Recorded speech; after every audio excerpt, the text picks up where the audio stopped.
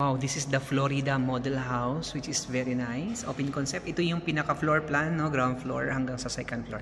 Kung bago ka pa lang sa aking YouTube channel, play natin itong Florida model house para makita nyo po yung ating bagong bahay. Thank you!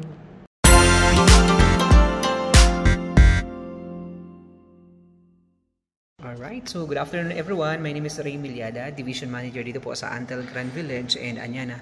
At kayo po ay nanonood ngayon dito po sa Project Antel Grand Village, itong ating Florida Model House. So this Florida Model House is a single firewall house. Okay, check natin yung ating pinaka-floor plan.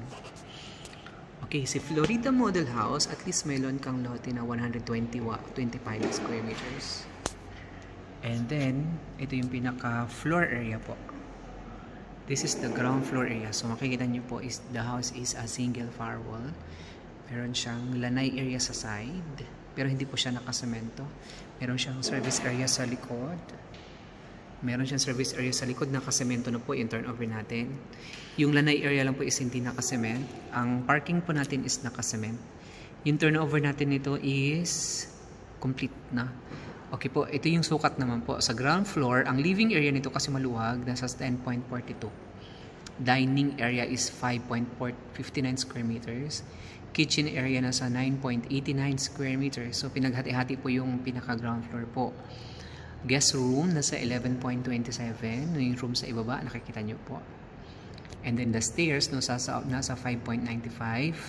Yung ating porch area po, nasa 4.73. And then the service area nasa 8 square meters. Service area yun nasa likod natin po.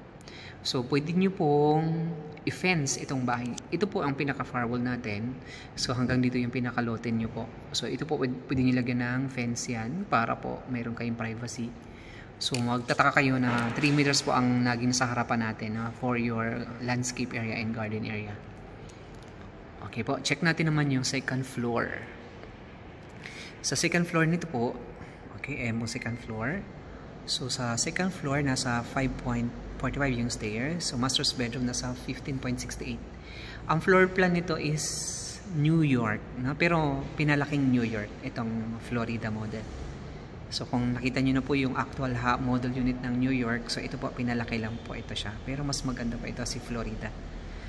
Then, master's bedroom, nasa 15.68. Master's bedroom toilet, nasa 4.10.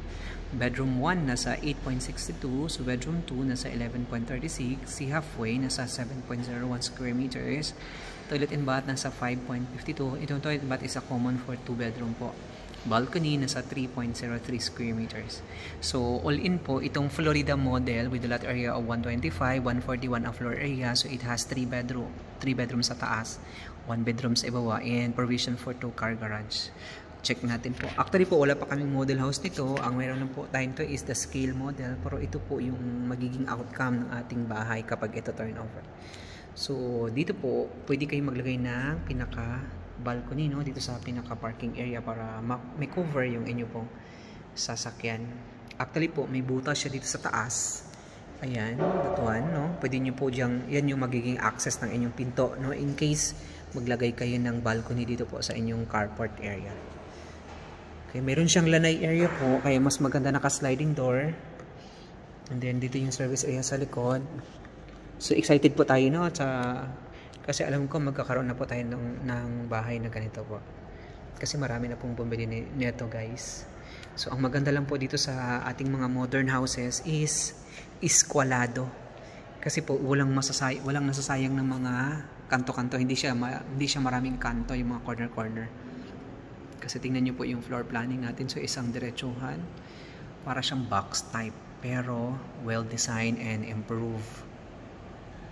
Okay, so if you are interested with this unit sa Florida model, please don't forget to hit like and subscribe sa aking YouTube channel para ma-update kayo sa aking video every time na mag-post po ako. Okay, so thank you so much po and see you in my next video. God bless.